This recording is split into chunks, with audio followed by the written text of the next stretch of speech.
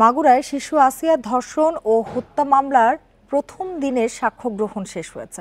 সকাল 10:30টার দিকে মাগুরার নারী ও শিশু নির্যাতন দমন ট্রাইব্যুনালের বিচারক এম জাহিদ হাসানের আদালতে সাক্ষ্য গ্রহণ হয়। প্রথম দিন মামলার বাদী শিশু আসিয়ার মা আয়েশা খাতুন, প্রতিবেশী জলি খাতুন ও আসিয়াকে বহনকারী ভ্যান চালক রুবেল হোসেনের সাক্ষ্য নেওয়া হয়। আগামীকাল আবারও সাক্ষ্য গ্রহণের দিন ধার্য করা হয়েছে। এর আগে সকালে জেলা কারাগার থেকে আদালতে আনা হয় 4 জন আসামিকে। বান্ডেল থাকলে প্রতি সেনমানিতে টাকা বাঁচবে। বিকাশ সেনমানি বান্ডেল কিনে জিতুন প্রতি লেনদেনে। মাগুরা থেকে যোগ দিয়েছেন সহকর্মী হেলাল হোসেন। হেলাল, প্রথম দিনের সাক্ষ্য গ্রহণ তো শেষ হলো, কতদিন ধরে চলবে এই সাক্ষ্য গ্রহণ?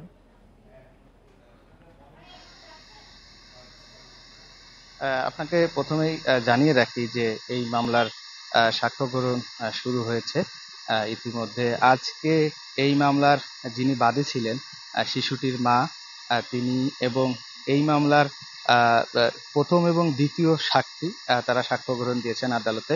আমি আরেকটি বিষয় জানিয়ে রাখি, এই মামলার মোট 37 জন সাক্ষী রয়েছে, তার মধ্যে আজ কিন্তু 3 জন এই মামলার সাক্ষ্য গ্রহণ করেছেন।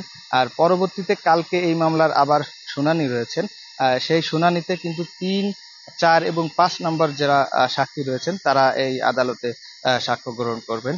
তো আরেকটি বিষয় আমি জানিয়ে রাখি যে এই মামলার সাক্ষ্য গ্রহণ শেষে এই মামলার যিনি বাদী ছিলেন তিনি বের হয়ে বলেছেন যে এই মামলার সাথে এবং এই হত্যার সাথে যারা জড়িত রয়েছেন তাদের আইনের যে সর্বোচ্চ বিধান রয়েছে সেটির শাস্তি প্রদান করতে হবে। আরেকটি বিষয় জানিয়ে রাখি যে এই মামলার যারা 4 জন আসামি ছিলেন তাদের কিন্তু এই মামলার যে প্রধান আসামি হিটু শেখ তাকে 9-2 ধারায় ধর্ষণ ও হত্যার চেষ্টায় তাকে দণ্ডায়িত করা হয়েছে এবং এই মামলার বোনের জামাই অর্থাৎ বোনের জামাই এবং বোনের বড় বোন ভাসুর তাকে 506 ধারা দ্বিতীয় অংশে তাদেরকে দণ্ডায়িত করা হয়েছে এবং যিনি এই মামলার শাশুড়ি ছিলেন সেই তাকে কিন্তু 201 ধারায় তাকে দণ্ডায়িত করা হয়েছে। তো এই সাক্ষ্য গ্রহণের মধ্য দিয়ে কিন্তু বিচারিক যে কার্যক্রম সেটি শুরু হয়েছে মাগুরাতে।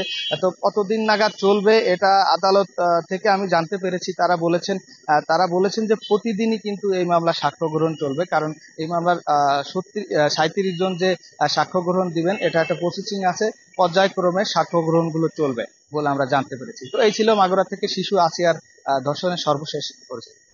হেলাল হোসেন, আপনাকে অনেক ধন্যবাদ আমাদের সাথে যোগ দেওয়ার জন্য।